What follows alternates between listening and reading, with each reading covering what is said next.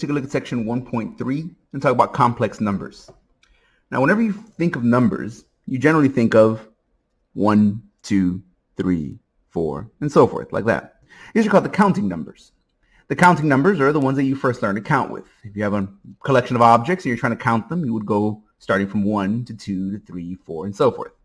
There is no end to the counting numbers. They keep on going forever and ever and ever. But there is a first counting number. Another name for the counting numbers is also the natural numbers, which is what our book refers to, the natural numbers. Right? Now, the natural numbers are sufficient for many things. We can count with them. Right? There's lots of things we can count. But there are other things that the natural numbers are not enough for. So imagine you have a couple of natural numbers. Well, you add two natural numbers, you get another natural number, right? If you say 1 plus 4, you're going to get 5. If you say 2 plus 1, you're going to get 3. If you add two natural numbers, you get another natural number. But there are other operations besides addition. There's subtraction, for example. I can say 5 minus 1. Okay, subtract two natural numbers, that's a natural number.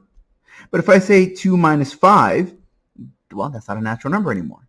Right? If you start at 2 and try to go back 5 steps, we're not at steps, right? The problem here is that you don't have any numbers below 1. Well, of course we do. It's just not included in this set of numbers. Aside from the natural numbers, we have what are called the whole numbers. The whole numbers are exactly the same as the natural numbers, except we include the concept of 0. Like that. There is no end to the whole numbers, but there's a beginning. You start with the number 0.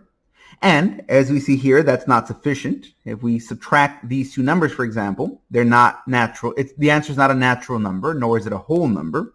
You'd end up with a negative number, which is part of the integers. The integers are all of the whole numbers and their negatives. So you would put 0 here and say 1, 2, 3. Positive numbers are generally written to the right, and negative numbers are generally written to the left, like that. So you have your natural numbers, your whole numbers, and your integers. Notice that if you're just sitting around counting objects, I have some coins that I'm trying to count, the natural numbers are enough. But when I start to do more complicated things, for example, some operations, addition and subtraction, the natural numbers may not be enough. It extends beyond the integers, though, because let's say, for example, I consider multiplication and division. If I take two integers and multiply them together, for example, 2 times negative 3, that's negative 6. Okay, those are two integers multiplied together, and that gives me an integer. I can say something like negative 3 and negative 2, which will give me a positive 6. And again, I end up with two integers multiplied together give me an integer. Division, I can say 15 divided by 5 will give me 3. If I divide two integers, I get another integer. But that doesn't always have to be the case. For example, if I start off with, let's say, 3 divided by 2, well, that's not an integer. All right? 3 divided by 2 is, would be halfway between 1 and 2. Right? If I take 3 and cut it in half, that would leave me somewhere between 1 and 2. So notice the integers are not enough to handle multiplication and division. You need more. That's what we call the rational numbers. The rational numbers are all the numbers that are included in the integers, but also all of the ratios, or that's an old word for fraction. It includes all the integers and all the fractions as well. So you'd have 0 here, and you'd have 1 and 2 and negative 1. But in between 0 and 1, you'd have things like 1/2, well, let's say 1/4 here, 1/2. 3/5, and so forth and so on. Yeah. Here, we have all the fractions between 0 and 1. Likewise, all the fractions between 1 and 2. For example, 3/2.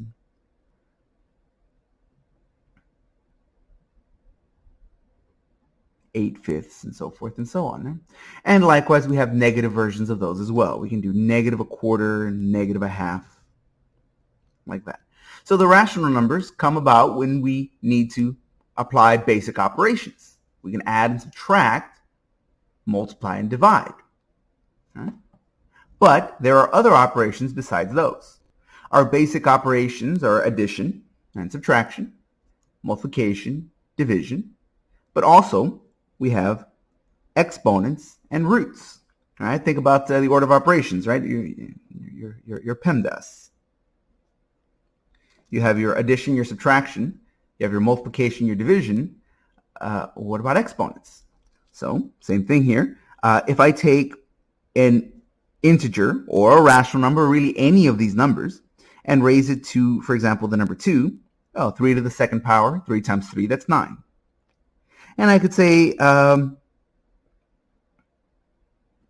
4 to the minus second power, and that'll give me 1 over 16. And again, in fact, that's a natural number, but it also is included in the rationals. And same thing here, this is a fraction, so it's part of the rational numbers. But what if I said something like this? 2 to the 1/2 power. That's a rational number, and that's a rational number. But when I raise one to the other, this is not going to give me a rational number. This gives me, there's an alternate notation for a 1/2 power, if you'll recall. 1/2 powers can also be written as a square root. And the square root of 2 is not a rational number. In higher level courses, you can prove that. You can show why this is not a fraction. But for now, we're going to say, okay, it's not a fraction. Right? It can be proven later on with more advanced techniques. For now, we just sort of accept that this won't fit into one of those. So then we develop the irrational numbers. And the irrational numbers are mutually exclusive from the rational numbers. In other words, either you're a rational number or you're an irrational number. There's no overlap. Here you have things like square roots, things like pi, things like e. Irrational basically just means not rational, or in other words, not a fraction. Here, these are not fractions. They're numbers. You could write them as decimals, as decimal expansions, but you cannot write them as fractions. Okay. Well, now there is still one little bit missing. It seems like we have everything we need, right? We can handle addition, subtraction, multiplication, division, and powers. Parentheses are just ways of grouping numbers. They're not operations like these are. So it looks like with the rational and with the irrational numbers, we have everything we need. Well, there's actually still one thing missing. What if I have a negative number raised to a 1/2 power? Or, well, we could also write that as a negative number inside of a square root.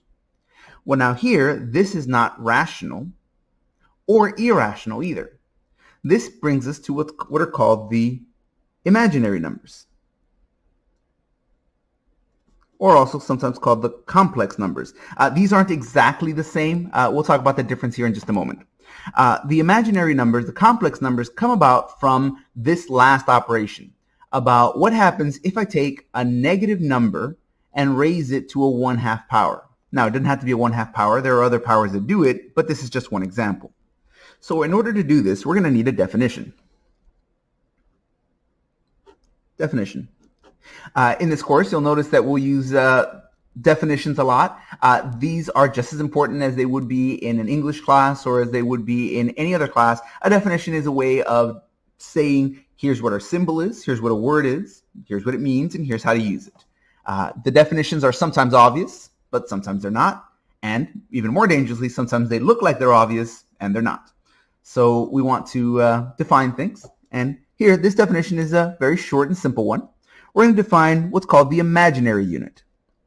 So I, that's a symbol we're going to use, the letter I, is equal to the square root of -1, like that, is the imaginary unit. And that's it. That's the full definition.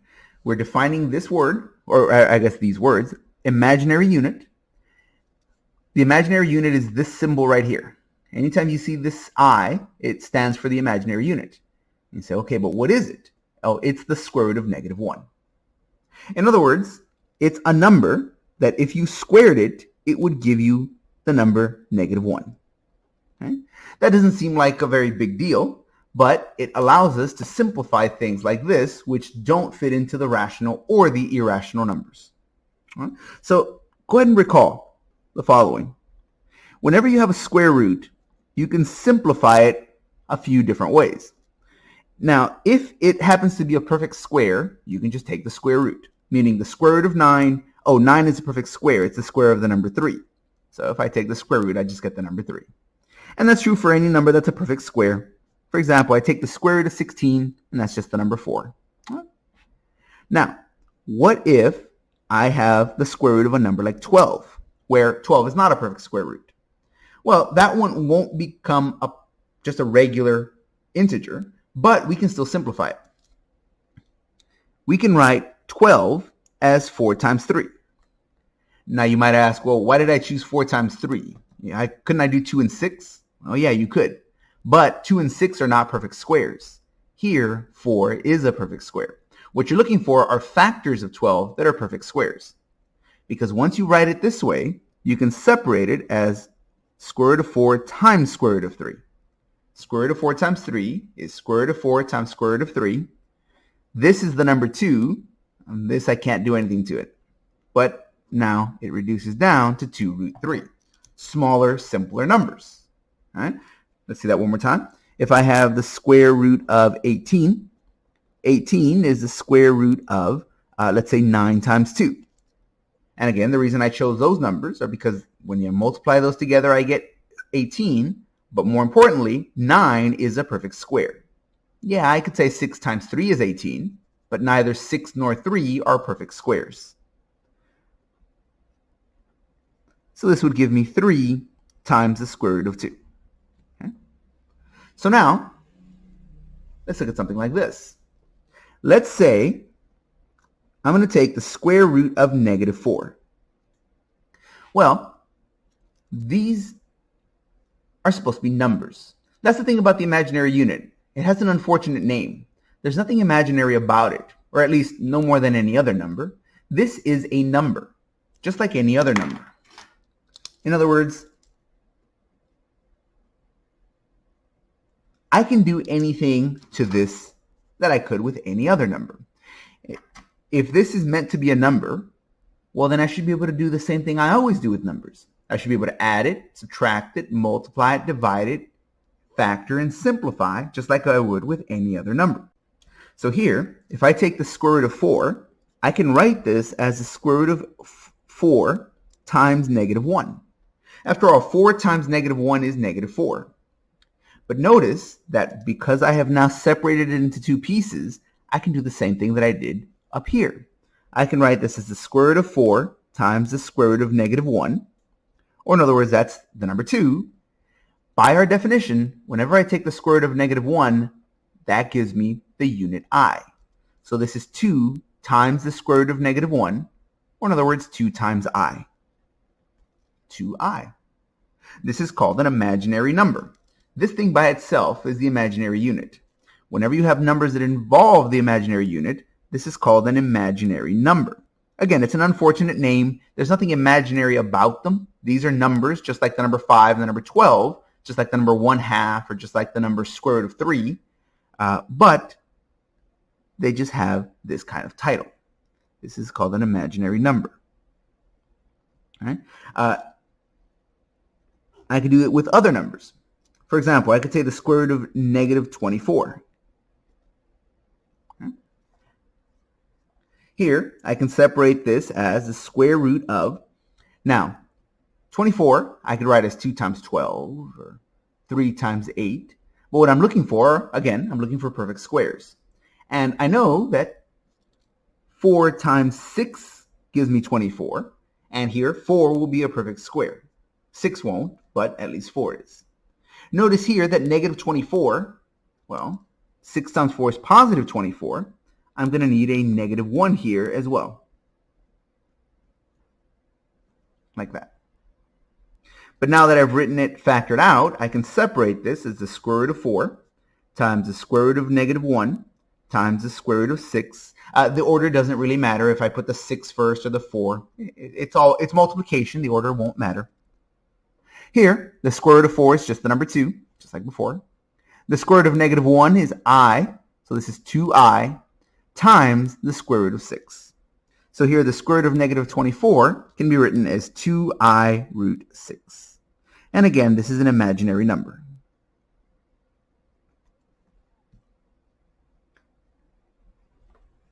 Once we learn to define and simplify imaginary numbers, they're going to behave just like every other number does.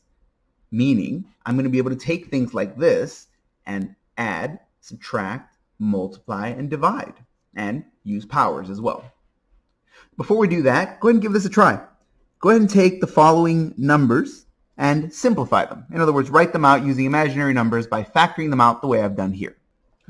Go ahead and try the square root of negative 16, and go ahead and try the square root of negative 50. At this point, you should pause the video and give this a try. All right? Once you have come to a conclusion, once you have an answer, go ahead and unpause the video and we'll go through it together.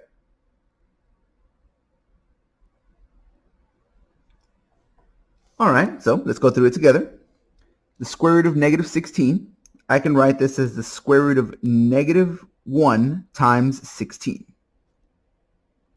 Or negative 16 times negative 1.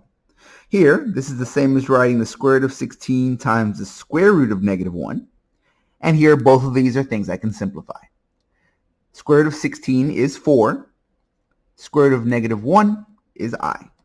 So the square root of negative 16 is 4i. Notice that we start to have a pattern. The square root of positive 1 would be 1. The square root of negative 1 would be 1i.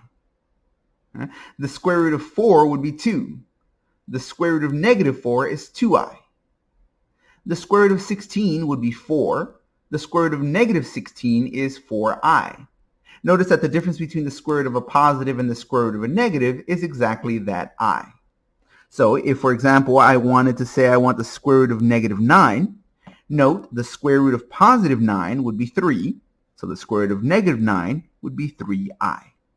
It's a nice pattern to have because as long as you have a nice whole number that you recognize if taking the square root of a positive, you can go ahead and automatically assume that it's just going to be the imaginary counterpart, 3 versus 3i. Now over here, square root of 50 is slightly more complicated because 50 is not a perfect square, but we can clean it up and simplify. We can write this as the square root of 25 times negative 1 times 2. And again, 25 is a perfect square. Right? We want to factor it out so that I have a perfect square out here. So that's going to give me square root of 25 times square root of negative 1 times square root of 2. That's 5. That's I. That's going to stay root 2. So 5i root 2. And again, all of these are imaginary numbers. Just like the rational numbers and the irrational numbers, when you put these together, you form what's called the real numbers. And whenever we have the real numbers, we can represent them using the real number line. We've all seen the real number line. It's just the regular number line that we're used to. You have your positive numbers to the right. You have your negative numbers to the left. Usually you put 0 here somewhere near the middle. 0, right? And you have 1, 2, 3, negative 1, negative 2, and negative 3. This includes all the real numbers. Notice you have all your positives, all your negatives. Your fractions are in between here. We don't usually bother writing the fractions because there's so many, but they're in there. But notice now that there is no place for the imaginary numbers. Right? We have a place to put all the positive real numbers, but that includes all the fractions and decimals, all the rationals and the irrationals. They're all in there. And all the negative numbers, rationals and irrationals, are over this way. And 0 is right here. But I don't have any spaces. There's no more gaps or holes for me to put more numbers. So where do the imaginary numbers go? Well, typically, we represent imaginary numbers this way. Because they are not part of the real numbers, because they're separate, but they're still numbers, we put them on their own number line. So just like you have real numbers to the right, positive, real numbers to the left are negative, here we're going to have positive imaginary numbers going up and negative imaginary numbers going down. This would be I.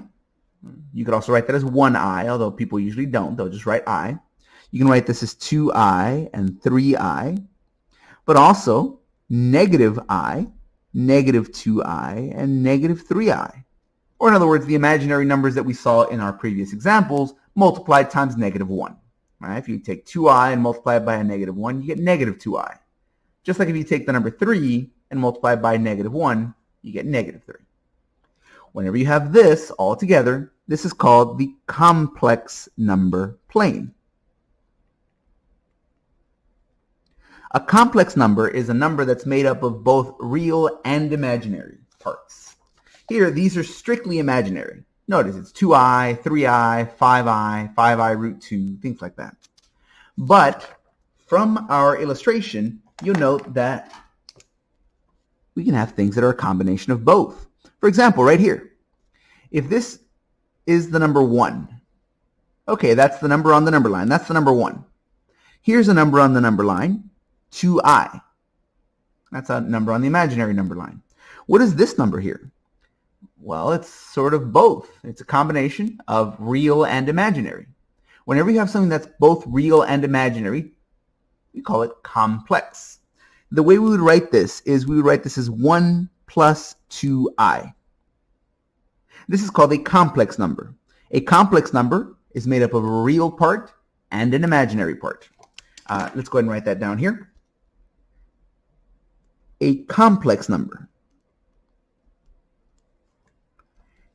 is usually written in this order, a plus ib, where a is called the real part of the complex number.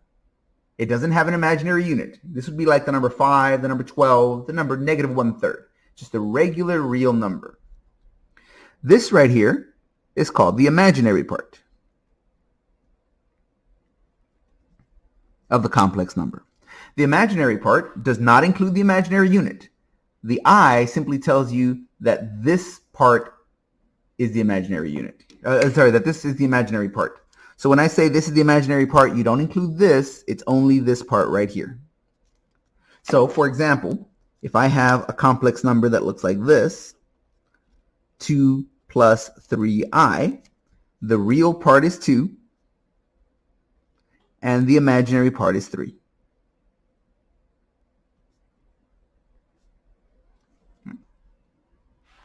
It is possible to have one or more of these be negative, and it is possible to have one or both of these be 0. That's not very common, but you could.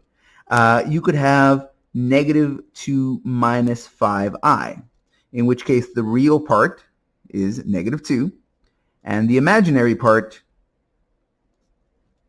is -5. Notice a negative is part of the number. You could have something that looks like this, 0 plus 3i, in which case the imaginary part is 3. Notice that the real part is the number 0. Whenever we have something like this, we would usually just write the imaginary part. A 0 plus 3i, we would often just write it as 3i. There is a small difference. Technically, this is a complex number because it has both a real and a complex part. This would not be a complex number because it doesn't have a real part. It only has an imaginary part. So this would, if we're being very technical about it, this is a complex number, whereas this is only an imaginary number. Imaginary. But for all practical purposes, these are the same. These will be considered equal. All right, now that we've defined what imaginary numbers are, and we've defined what complex numbers are, complex numbers are numbers that have a real part and an imaginary part. They're a number that exists somewhere out here in the complex plane. Real numbers live on the real number line. Imaginary numbers live on the imaginary number line, and complex numbers live out here in between. Okay? Once we define that, we can deal with the operations. These are numbers.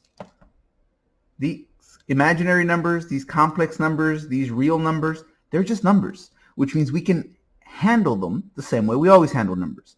We can do addition, subtraction, multiplication, and division. Let's start off with the two basic operations. Let's talk about addition and subtraction. Whenever you're adding or subtracting complex, real, or imaginary numbers, basically what it comes down to is real with real, imaginary with imaginary.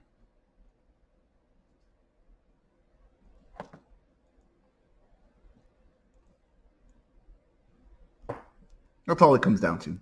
For example, let's say I have 3 plus 5i, and that's a complex number. Let's say I have 4 plus 2i. That's another complex number. Now, the complex part may make them seem a little more difficult, but that's the wrong thing to focus on right now. Yeah, they're complex numbers. Don't focus on complex, focus on numbers. These are just numbers, which means I can do anything I normally can do with numbers, and that includes adding, subtracting, multiplying, and dividing. Whenever you're adding or subtracting complex numbers, the real with the real part goes together. Separately, we're going to handle imaginary with imaginary together. So to add these together, you would take 3 plus 4 would be 7. The real part plus the real part gives you the real part. These are both imaginary. The imaginary part plus the imaginary part, 5 plus 2 makes 7. But since they're both imaginary, we write them using the imaginary unit. So here 5 plus 2 makes 7, but with the imaginary unit. Or in other words, we get 7i. Just like that. Now, some people at this point get a little frustrated because they say, well, what do we do next? Okay, I add this with this, gives me 7. 5i plus 2i gives me 7i. What do I do after that? Well, nothing. You say, well, how can I do nothing? Don't I have to add those? Well, just like in previous arithmetic and in previous algebra, you only combine things when you can. Recall that whenever you're adding or subtracting things that have variables, you only combine like terms. So for example, if I have 5 plus 3x, you wouldn't add that. That's different from that. That's got a variable that doesn't. But if you had 5x plus 3x, okay, those are like terms. You can add them together. This is 8x. Now, I is not a variable. I is a number. But it shows that we don't always have to add our expressions. We only add them if we can. Here, like terms can be added. If they're not like, well, then there's nothing you can do. Here, you can't add. Same thing is true over here. If we can add them, a real number with a real number, add an imaginary number with an imaginary number, but once you have this, there's nothing else you can do. So this would be our result. That would be our answer. Subtraction works the same way. If I have 6 plus 3i minus 4 plus 7i, again, real with real, imaginary with imaginary. 6 minus 4 would give me 2. 3 minus 7, well, that's going to be a negative number, but that's okay. We have negative imaginary numbers, right? They're down here. 3i minus 7i would give me negative 4i. And that's real, that's imaginary. We don't combine those. So that gives us our result. If, for example, one part of our complex number happens to be 0, well, then you just don't worry about that part. For example, let's say I have 6 plus 5i, and from that I wish to subtract 3i. You say, well, I don't have a real number to subtract from here. Well, then you don't worry about it. Right? After all, 3i is like saying 0 plus 3i, meaning the real part is 0. So here I have 6 minus 0, 6 minus nothing. That's just going to stay 6. But on the other hand, these two do go together.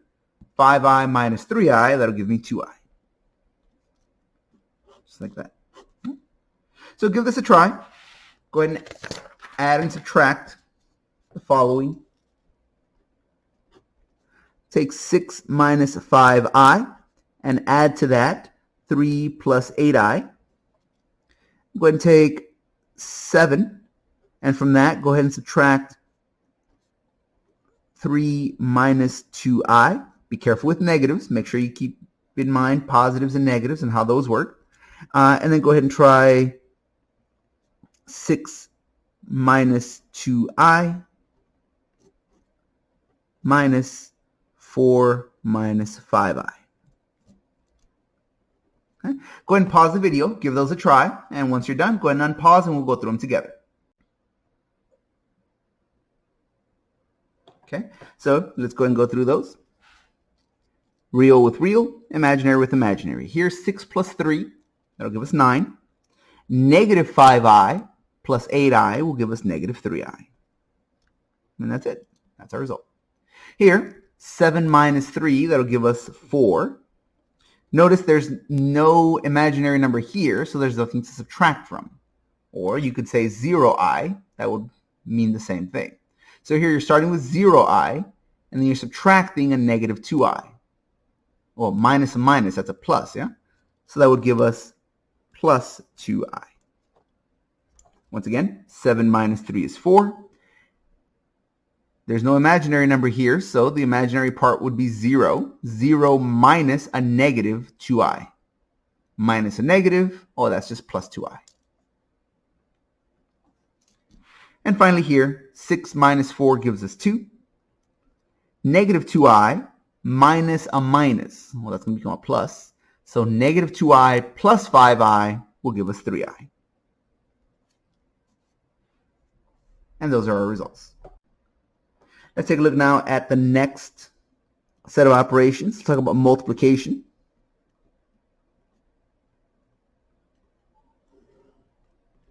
Multiplication is going to follow the same pattern that we always follow for multiplication.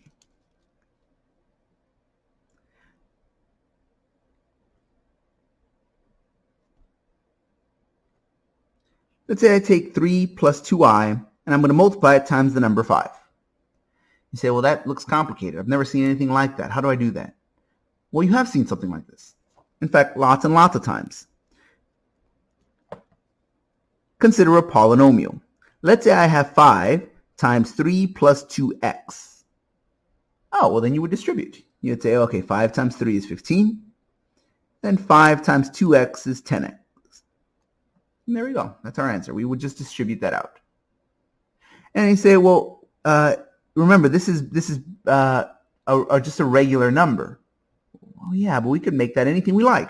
For example, if I had 5x times 3 plus 2x, that's not just a regular number anymore, but I still multiply the same way. I distribute. Here I have 5x times 3. That's 15x. And if I have 5x times 2x, that's 10. 2 times 5 is 10. X times x makes x squared. But it doesn't really matter what this expression is. It doesn't matter that the answer is a little different. The way we multiply is exactly the same. We distribute. If this happens to have more than one term, we can still distribute. For example, if I have 3 plus 5x times 3 plus 2x, I would still distribute. 3 times 3 would give me 9. 3 times 2x would give me 6x. 5x times 3 would give me 15x. And 5x times 2x would give me 10x squared. And I can always combine my like terms. Right? Same thing's going to happen over here. Whenever we're going to multiply, we're going to follow the same pattern of multiplication that we always have. We're going to distribute. So here, 5 times 3 will give us 15. And 5 times 2i will give us 10i. Just like that. 5 times 2 makes 10. So 5 times 2i will make 10i. If this happens to be an imaginary number, well, so be it. If I take 6i times 2 plus 4i, I'm going to write that as, well, let's see, 6i times 2, that's going to be 12i. And 6i times 4i, 6 times 4 is 24, I times I is i's to the second power. So that's going to be 24i to the second power. But now remember, at the very beginning, we had a definition for the imaginary number. We said that I is the square root of negative 1. Or in other words, I squared is equal to negative 1. Right? After all, if I is equal to the square root of negative 1, I could square both sides, and that would give me I squared. And here, square root of negative 1 squared just gives me negative 1. So even though the definition I equals negative, even though the definition is I equals the square root of negative 1, you could just as easily say I squared equals negative 1. But now, going back to our problem over here, I see I squared, which means I can replace that with the number negative 1. So here, this is going to be 12i. 24 times negative 1 is minus 24. And don't forget, for complex numbers, we typically are going to write the real part first and then the imaginary part. So here, the real part is negative 24. So generally, we're going to write that as negative 24 first, and then that's a positive imaginary number, so we're going to write that as plus 12i. And there we go. 6i times 2 plus 4i is negative 24 plus 12i. If this gets any bigger, it doesn't change that we're going to distribute. So let's say I have 2 plus 3i times 4 plus 2i. We're going to distribute. 2 times 4 is going to give us 8. 2 times 2i is 4i. 3i times 4 is 12i. And 3i times 2i is 6i squared. 3 times 2 is 6. I times I is I squared. But just as we saw up here, I squared is the number negative 1. So instead of saying 6 times I squared, that's really just 6 times negative 1. Or in other words, it's negative 6. So this is negative 6 plus 8. Okay, well that's a negative 2. Oh, sorry, that's a positive 2. All right. 8 minus 6, that's 2. And then 12i plus 4i, it's going to give us 16i. And there we go. 2 plus 16i. Go ahead and give this a try. Take the following numbers and multiply them together. Once you have an answer, go ahead and unpause the video, and we'll go through them together. Go ahead and try 2i times 3 minus 5i. Don't forget to write the numbers real first, then imaginary. So go ahead and multiply together 2i times 3 minus 5i.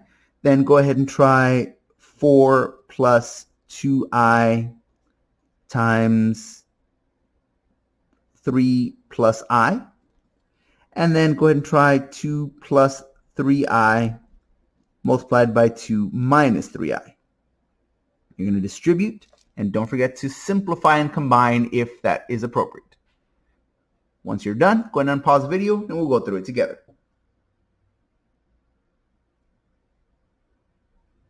All right, so let's go ahead and do that. Let's multiply. 3 times 2i will give us 6i. Negative 5i times 2i is negative 10i squared. And since I squared is equal to negative 1, that's negative 10 times negative 1 is positive 10. And since that's real, that's going to go first. And then 6i, which is the imaginary part, is going to go second. Right? And there we go. Here, 3 times 4 is 12. 4 times I is 4i. 2i times 3 is 6i. And 2i times another I is 2i squared. But again, I squared is equal to negative 1. So that's going to be 12 minus 2, which is 10. And then 4i plus 6i, which is 10i. Just like that. Finally, we can distribute this one. 2 times 2 makes 4. 2 times negative 3i is negative 6i. 3i times 2 is positive 6i. And positive 3i times negative 3i is going to be negative 9i squared. Once again, I squared is equal to negative 1. So that's negative 9 times negative 1. That's positive 9. Positive 9 plus 4 is going to be positive 13. Here, 6i and negative 6i will give me 0i. So we could write plus 0i, but again, most people don't write a part that's 0. Most people would just write this as positive 13 and say, okay, that's it, I'm done. And there we go. Note that it is possible to multiply complex numbers and get just a real number. Notice this is not a coincidence. These are called conjugates.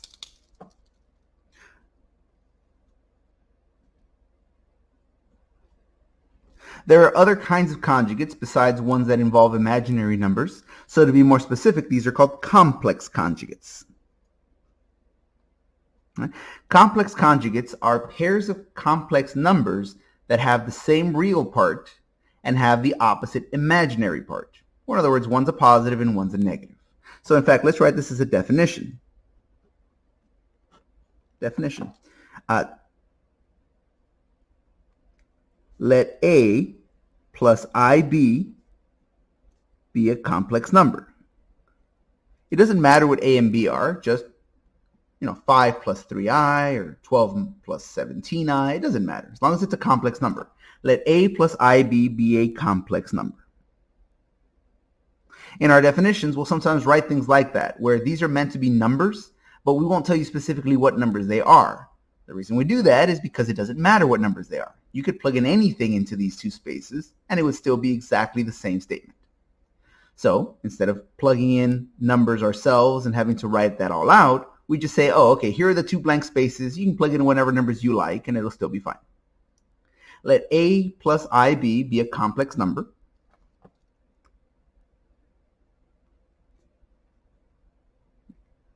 The number A minus IB is its complex conjugate.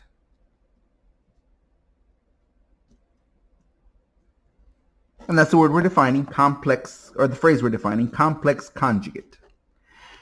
Whenever you multiply complex conjugates together, this will happen. Because these signs are opposite, it'll make these signs opposite, which means in the end, the imaginary parts will be 0, leaving you only the real parts. So here, note, the product of complex conjugates is always a real number.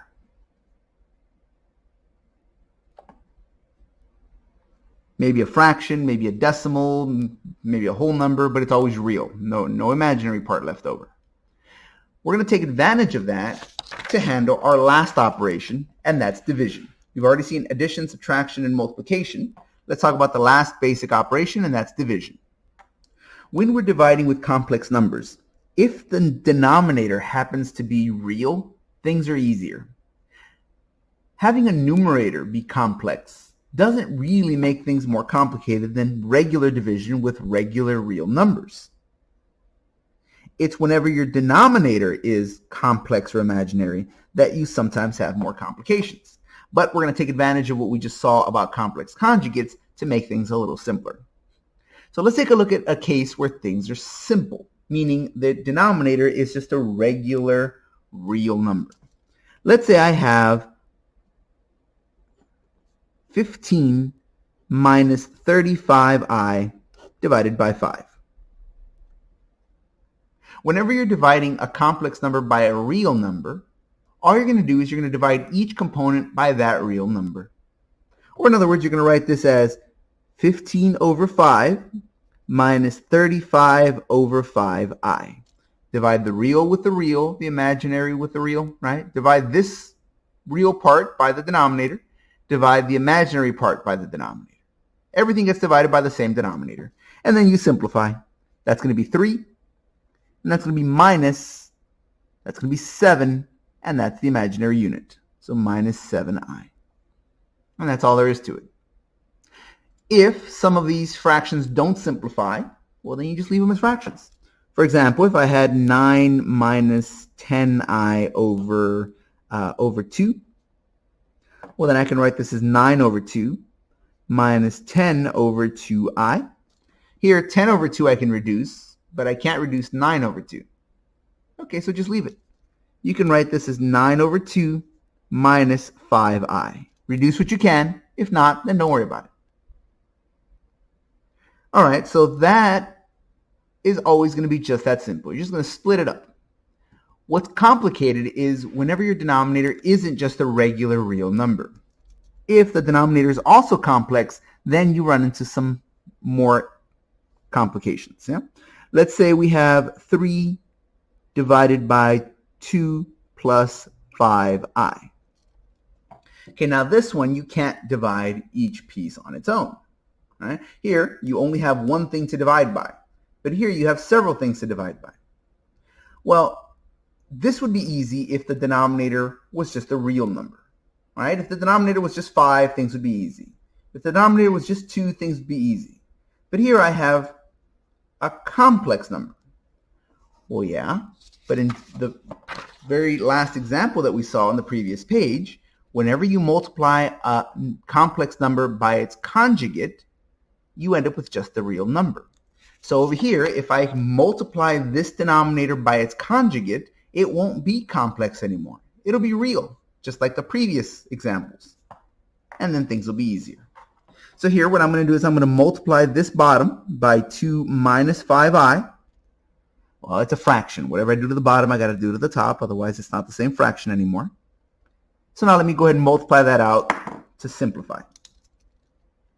All right. 3 times 2 is 6. 3 times negative 5i is negative 15i. Okay, there we go. We multiplied out the numerator. We distributed.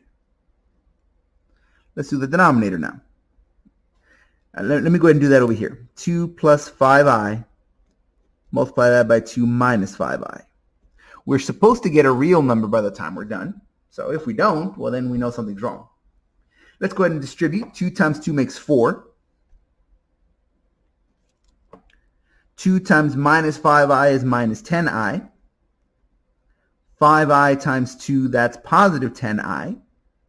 And 5 times negative 5 is negative 25. I times I makes I squared. Notice that I squared is equal to negative 1. So that's negative 25 times negative 1. Well, that's positive 25. 25 plus 4 makes 29. 10i minus 10i is 0i. We can write plus 0i, but most of the time we just leave it as the real number, 29. So multiplying these together gives me 29. And now this looks just like the examples I saw above. And these are nice. I can just separate those out and simplify each one on its own. I can now write this as 6 over 29 minus 15 over 29i. This over this, this over this. And now let me simplify those. 6 over 29, well, that doesn't reduce. 15 over 29, that doesn't reduce either. Okay, well, that's okay. We saw sometimes things don't reduce. If they do, we reduce them. If not, well, then we're done. So this is our result. Note that we don't actually ever bother dividing by a complex number. What we do is we multiply top and bottom by the complex conjugate of the denominator, and then once we're left with a real number in the denominator, then we divide as we did in the previous examples. We just do each piece on its own. So go ahead and give that a try. Go ahead and do these division problems. Go ahead and pause the video here and give these a try. Let's see. Let's have you try 5 divided by 2i. Now this one looks a little strange. You say, well, hold on. That's not complex. That's just an imaginary number. Well, that's true, but remember, an imaginary number is a complex number if you write it as 0 plus that number. So here, yeah, this starts off as 2i, but you might want to think of it as 0 plus 2i. All right? So go ahead and do these. Take 5 divided by 2i. Let's go ahead and try 2 divided by, oh, I know. Let me change that number to a 10. Go ahead and try 10, and then 3 plus 4i. All right, go ahead and do that division. And then go ahead and try 2 plus 3i over 2 minus I. Okay. Go ahead and pause the video, do these 3 division problems, and once you're done, go ahead and unpause the video and we'll go through them together. All right, so let's give that a try. Here, I'm going to go ahead and multiply the top and bottom by the conjugate of the denominator. Remember, you can think of this as being 0 plus 2i, so the conjugate would be 0 minus 2i. You don't actually have to write the 0 part, though you can if you want to, but it's sufficient to just say minus 2i, like that. You can say 0 plus 2i and 0 minus 2i, but most people don't bother to write the 0 because, well, it's a 0. All right, so now we can go ahead and multiply this out. Negative 2 times 2 is negative 4. I times I is I squared. And since I squared is equal to negative 1, that's going to be negative 4 times negative 1, which is just a positive 4. Up here, I have 5 times negative 2i. That's going to give me negative 10i, just like that. And I can reduce that. Negative 10i divided by 4. It doesn't divide evenly, but I can at least reduce the fraction. Divide the top and bottom by 2, and it'll give me minus 5i over 2. And there we go. If you want to write that as a complex number, you could always write that as 0 minus 5 halves I. In some of your homework, they'll actually ask you to write things out as a complex number. So if you get this, they would expect you to write it as 0 minus this. There's your result. This one's going to work the same way. Here I have 3 plus 4i rather. And so the complex conjugate will be 3 minus 4i. So let's multiply those out and see what we get. 3 times 10 will be 30. And then negative 4i times 10 will be negative 40i. In our denominator, 3 times 3 is 9. 3 and negative 4i make negative 12i. 3 times 4i will be positive 12i. And negative 4i times positive 4i would be negative 16i squared. Note that I squared is equal to negative 1. Here, 12i and negative 12i are going to give me 0, so those go away. And so I'm left with negative 16 times negative 1 is positive 16, plus 9 is 25. In our numerator, we have 30 minus 40i. Note we're going to need to separate those. We're going to write those as 30 over 25 minus 40 over 25i. And those can be reduced. 30 over 25 is, I can divide top and bottom by 5. That'll give me 6 over 5 minus, that's 8 over 5i. And there we go. 6/5 minus 8/5 I. And finally, we can go ahead and do that one. We're going to go ahead and multiply. Notice this one's already minus, so its conjugate would be plus. Remember, conjugates have the same real part and opposite imaginary parts. So if this is already 2 minus I, the conjugate would be 2 plus I. Just like that. And so now we can go ahead and multiply that out and simplify to get our result. In the numerator, 2 times 2 makes 4. 2 times I is 2i. 3i times 2 is 6i. And 3i times I is 3i squared. Notice that I squared is equal to negative 1. So that's going to be negative 3 plus 4 is just the number 1. 2i plus 6i will make 8i. Let's see what happens to our denominator. 2 times 2 will make 4. 2 times I will make 2i. Negative I times 2 makes negative 2i. And negative I times I makes negative I squared. Note that I squared is equal to negative 1. So that's going to be negative a negative 1. That's positive 1. Plus 4 makes 5. Here, 2i and minus 2i are just going to give me 0. All right, so these two go away, and that's going to be minus a minus. That's a plus. So 4 plus 1 makes 5. Now I can separate those, and that's going to give me 1 over 5 plus 8 over 5i. And then I can reduce and yeah, those don't reduce. So that's as far as it'll go. So if you take 2 plus 3i divided by 2 minus i, you get 1/5 plus 8/5 I. And so you see these are just like regular numbers. You can do anything you can do with regular numbers. You can do them with complex or imaginary numbers. You can add, subtract, multiply, or divide. There is one last operation we need to talk about, and those are powers. How do you take a complex number and raise it to a power? How do you square this? How do you cube this? How do you multiply things out by a power?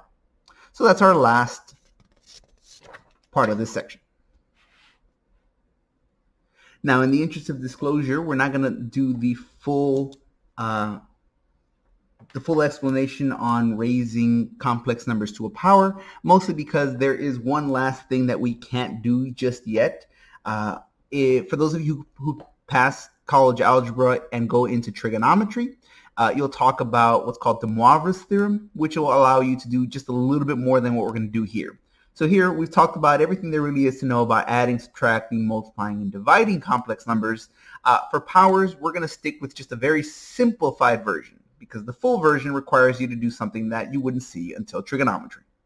So here we're going to stick with just powers of I, meaning we're not going to look at full complex numbers.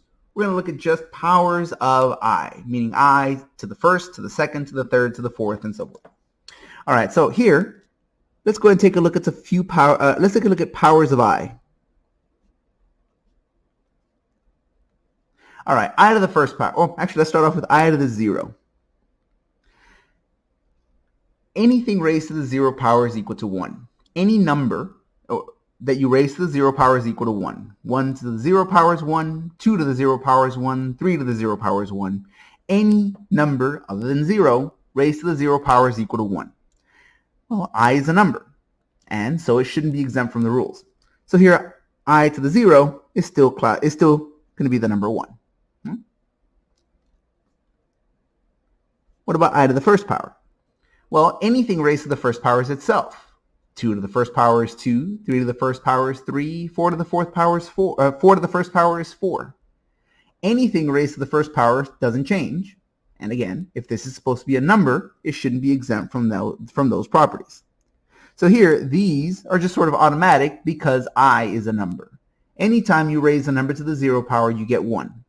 Anytime you raise a number to the first power, you just get that same number again. Okay? I squared, well, that just comes from the definition of I. At the very beginning of the section, our definition tells us what that is.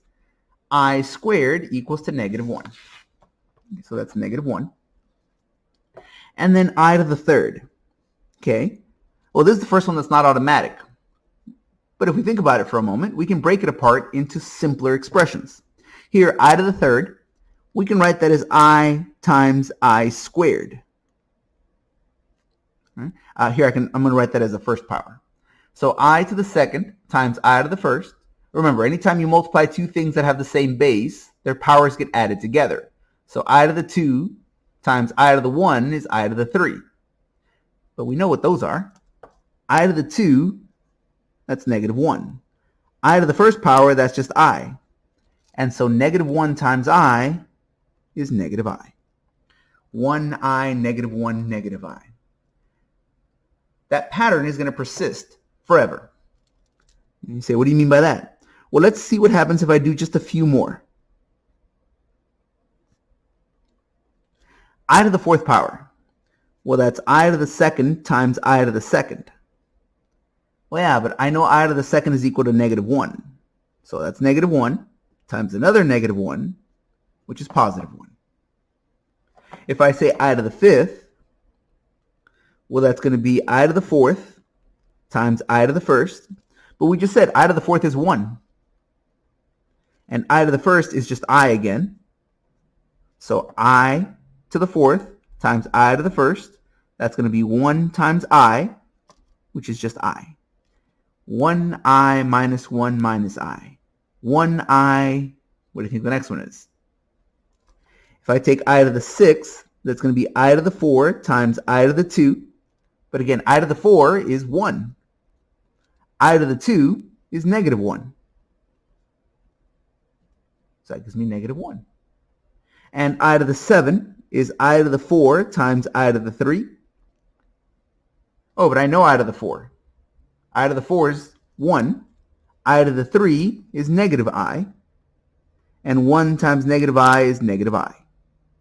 1I minus 1 minus I. 1I minus 1 minus I. That pattern will persist on forever, which gives us a very nice, short, and simple way to evaluate a power of I. For example, let's say I want to find I to the power 327. At this point, you say, well, wait a minute. You're expecting me to just do that over and over again till I get to 327? No. Because notice, every time I increase the power by 4 units, I just start over again. 1I minus 1 minus I. Oh, once I've gone through a cycle of 4, I just start over again. 1I minus 1 minus I. So what that means is, if I divide this power by 4, that tells me how many times I've done the cycle. 327 divided by 4. Okay, well, 4 goes into 32 8 times. 8 times 4 is 32. Subtract gives me 0. Drop the 7. 4 goes into 7 one time. 1 times 4 is 4. Subtract that gives me 3. Okay, so now what? Well, what this tells me is that I to the 327 went through this cycle 81 different times. You say, yeah, so? Well, it went through the cycle 81 different times, and it had a remainder of 3, which means that it did this once, twice, 3, 4, 5, 6, all the way till I got to 81 different times. But once I got through that 81st cycle, I made it 3 steps in. In other words, I ended up at 1, 2, 3. Oh, in other words, I ended up at this level of the cycle, which means I get I to the 3rd, which is negative 1. The way I would write that is I would write that as I to the 327 is equal to I to the 3rd power. Basically, this remainder tells you where along this you ended up. So here, I to the 327 is exactly the same as I to the 3rd power.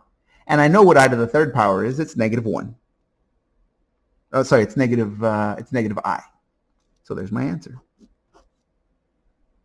Let's do that again. Let's say I have I to the 292nd power. Okay, well, take your power and divide it by 4. We're dividing by 4 because that's how many steps there are in each cycle. 1I minus 1 minus I. 4 steps, and then you start over. Okay, so 4 goes into 29 7 times. Remainder of 1, drop my 2. 4 goes into 12 3 times. 3 times 4 is 12, no remainder. Okay, so what that means is by doing this I to the 292nd power, that means it went through this cycle 73 different times. Once, twice, 3 times, 4 times, 5 times. When it got to the 73rd cycle, though, when it got to the very last time it went around this cycle, it ended up at the very beginning. It ended up, since the remainder is 0, it ended up at this step without taking any steps further into the cycle. So in other words, I to the 292 is going to be the same as I to the 0. And we know what I to the 0 is. It's 1. So there we go. Note that your answer will always be one of these 4. It's always going to be either it's going to be 1, it's going to be I, it's going to be negative 1, or it's going to be negative I. So here, give this a try. Go ahead and find I to the power, let's say 409, because why not? Go ahead and pause the video, and whenever you get an answer, go ahead and unpause the video, and we'll go through it together.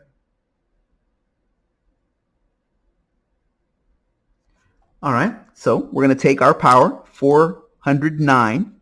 We're going to divide that by 4. That's going to go in once. Drop your 0. 4 goes into 0 0 times. Okay, that's fine. Drop your 9. 4 goes into 9 twice. And that gives us a remainder of 1. Okay, if my remainder is 1, then that means I went through the cycle 102 times, but at the very last cycle, I took one step into that cycle. So I ended up right here. It took me 102 different tries to get all the way through those cycles. And then at that very last cycle, I took one last step. Oh, I ended up right here. So here, I to the 409 is equal to I to the first power. It's the same as that remainder. But I know I to the first power. I to the first power is just I. So I to the 409th power is equal to just I. And there we go. Notice we only did powers of I. We didn't worry about complex numbers. We didn't worry about 2 plus I or anything like that. That's not that we can't do it. It's just we're not quite there yet. That's something you will see in the next class up in trigonometry. And that's it. That's the end of our section. If anybody has any questions, comments, problems, please make a note of them. Write them down. Obviously, you can't ask me right now, right? Go ahead and make a note of them. Write down whatever questions or comments you might have, and please reach out to me. If anybody has any questions, comments, or problems, you know how to reach me, and I hope everyone has a nice day.